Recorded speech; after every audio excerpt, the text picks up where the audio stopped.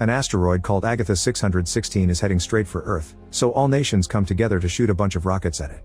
The asteroid is effectively destroyed, but this causes chemical compounds to rain down on Earth, which mutates the animals into gigantic and violent monsters. In just a year, Earth loses 95% of its population, and the remaining survivors must hide in bunkers, caves, and panic rooms. 7 years later, Joel is still living in a bunker, where he's the only one without a romantic partner and has to listen to everyone getting naughty near him. Since he isn't good at fighting monsters, he doesn't join the group when they go to the surface to look for supplies. Instead, he helps by preparing dinner and doing handy work like milking their cow. He also keeps a diary and draws the monsters he's managed to see so far as a survival guide. The group ran out of bullets a few years ago, so nowadays they use weapons like axes and crossbows. One day while Joel is trying to practice shooting a crossbow, the power suddenly goes out in the bunker and they discover some monsters have breached their security. A few guys go into the tunnels to fight them while the others watch the progress on the screen of their sensor system. It seems the group is getting in trouble, so Joel goes out with a crossbow to help. As he wanders around the area, he bumps into a monster, who finishes eating one of his friends and then immediately comes for him, but Joel can't help freezing. The creature is about to kill him, but thankfully it gets killed first by Joel's friends. Then a flashback shows Joel before the apocalypse hanging out with his girlfriend Amy. After he made a funny portrait of her, they started to kiss, only to be interrupted by an alarm that warned them of the pieces of rockets and asteroid falling on Earth. They had no choice but to rush back to their families. Back in the present, Joel uses a radio to chat with other bunkers and keep in contact with Amy. Today he's telling her about the letters he wrote for her, but their connection suddenly is cut when Joel's radio breaks. This triggers another flashback, showing Joel saying goodbye to Amy and exchanging I love yous before each of them escaped with their families. In the present, Joel asks the others about Amy's colony and learns it's 85 miles from there. It would take 7 days to reach it, and it's impossible to survive out there for that long.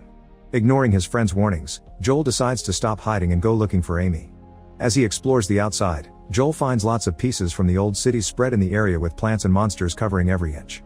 After a few hours of walking, he hears a monster nearby, so he hides inside a house. However, when he opens the fridge, another monster roars at him, so he runs out into the garden. Unfortunately, a giant mutated frog comes out of the pond, attacking Joel with its long tongue. He dodges just in time and is shocked to fall next to a dog, who begins barking at the frog like a good brave boy. Joel tries to use the chance to escape, however the frog shoots its tongue again and captures his leg, making him fall.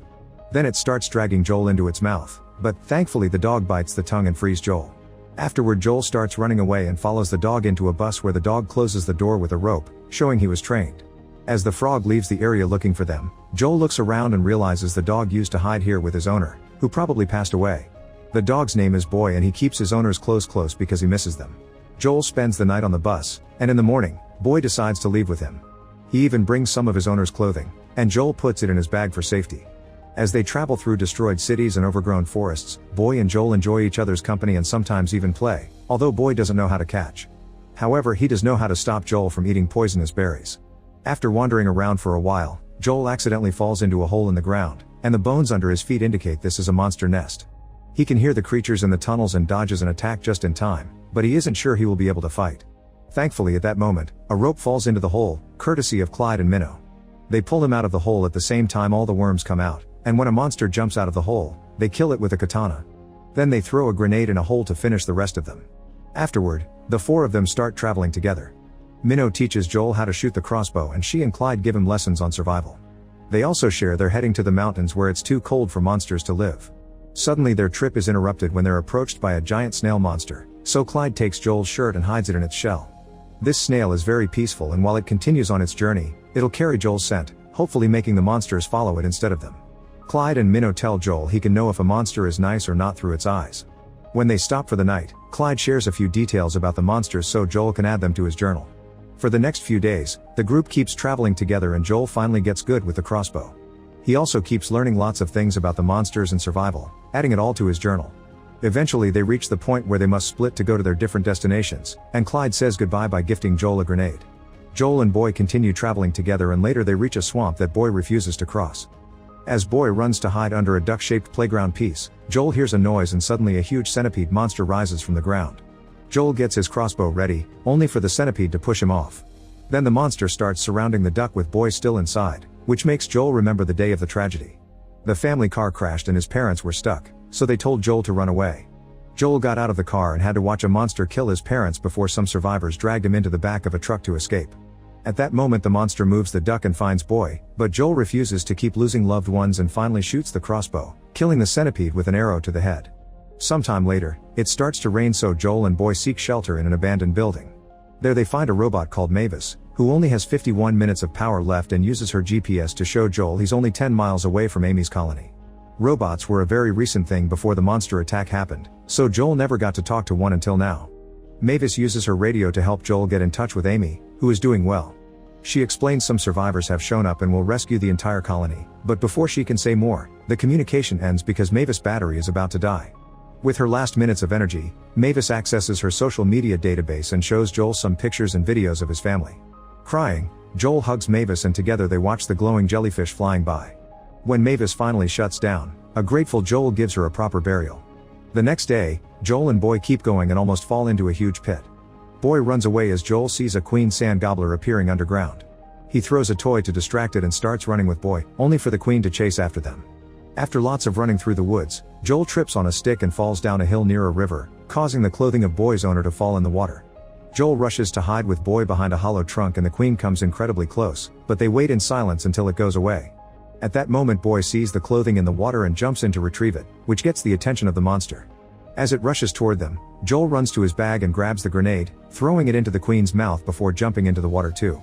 The monster explodes and nobody gets hurt. Afterward, Joel reaches the shore, only to discover his body is covered with leeches. He pulls them all off before he starts yelling at Boy, blaming him for the queen's attack and causing him to run away. Joel tries to keep going alone, but soon the leech's poison starts making him hallucinate all kinds of crazy things. He sees a plant that Clyde taught him was an anti-venom and eats it before he starts seeing a bunch of people approaching. It turns out it isn't the hallucination, it's Amy and her fellow survivors, who were brought by Boy. Excited, Joel kisses Amy before passing out. Sometime later, Joel wakes up in Amy's bunker. He's already feeling better, but he also learns that he actually kissed a random survivor instead of Amy. She explains her colony was found by a yacht captain and his crew, who have promised to take the survivors to a safer place. Everyone is busy packing up and getting ready to go, so Amy can't spend too much time with him. Then Joel takes a look around the bunker, learning about this colony's habits and seeing they're right next to a beach. He also meets the people from the yacht, Dana, Rocco, and the Captain Brooks. Later when Joel finally gets a private moment with Amy, he's devastated to hear she moved on some time ago because she thought she would never see Joel again. Amy started to date another survivor, who sadly died last year. Afterward Joel tries to contact his colony to no avail. When he looks at the map they gave him, he's shocked to find support messages that he didn't see before, and he realizes he left a beloved family for nothing. At that moment the radio finally contacts his colony, and everyone is proud of Joel for surviving. They also share that there have been multiple breaches, but before they can say more, the communication ends. Joel decides he must go back to his family and ignore the yacht idea. On his way out, he discovers that the plate of food they gave him has poisonous berries in it, meaning the crew is hiding something. He immediately runs to warn Amy, who is getting drunk with the other survivors thanks to Brooks's homemade beer. Before Joel can say something, Dana knocks him out. The next morning, Joel wakes up to discover he's been tied up to a barrel with Amy, and all the survivors were captured while they were drunk. After Dana blows up the radio tower, Brooks reveals that he and his crew go around robbing the supplies from different colonies, and they move the yacht by making a monster crab pull it. Brooks controls this monster through electric manipulation. At that moment the crab comes out and everyone runs to hide, so Amy takes the lid from the barrel and uses it to free herself and Joel. Then she runs toward Rocco, who opens fire on her. She stops the bullets with the lid to then tackle him, causing them both to fall unconscious. Meanwhile Joel finds a trident and runs to stab the crab, causing it to trip and fall on its back. However, it's still alive and an electric pulse from Brooks causes it to knock Joel down. At that moment Amy recovers and starts fighting Dana, landing a few hits but unfortunately still getting overpowered because Dana has more experience. Soon the crab also recovers and starts destroying the colony. Boy comes out to bark at the monster and Dana tries to shoot him, but Amy hits her arm and makes her hit the crab instead. Using the element of surprise, Amy manages to overpower Dana, so Brooks cuts in and knocks her down before ordering his crew to get to the boat. As the crab continues its destructing ways, Boy dodges its attacks and reaches Amy, licking her face to wake her up. Brooks keeps on electrocuting the crab to make it angrier, and the monster roars at Joel, who looks at its mouth and finds its weak spot before getting captured. Amy soon comes over with the weapon Dana dropped and hands it to Joel, who is about to kill the crab only to look into its eyes and discover it's actually a kind creature being controlled by an actual monster. Joel shoots the chain instead and frees the crab, who immediately releases Joel and jumps into the water. In just a few seconds, it reaches the yacht and eats Dana, Rocco, and Brooks, destroying the yacht in the process. Moments later, once everyone is safe, Joel says goodbye to Amy by sharing a hug and gifting her his journal so she can also learn about the monsters. Even if they didn't get together, he's grateful for the trip because it made him a better man. Before he leaves, they share one last kiss. For the next 7 days, Joel and Boy travel together and survive, thanks to all their new experience. Eventually they make it to Joel's colony, where they're welcomed with open arms. Afterward, Joel sends a message through the radio to all the other bunkers, teaching them how to survive out there and inviting them to go to the mountains where the cold will keep monsters away. Then Joel, Boy, and his fellow survivors leave together to reunite with Clyde and Minnow, and soon other colonies are doing the same, eager to start a new life. Make sure to subscribe and turn on notifications so you can watch more videos like this. Thanks for watching.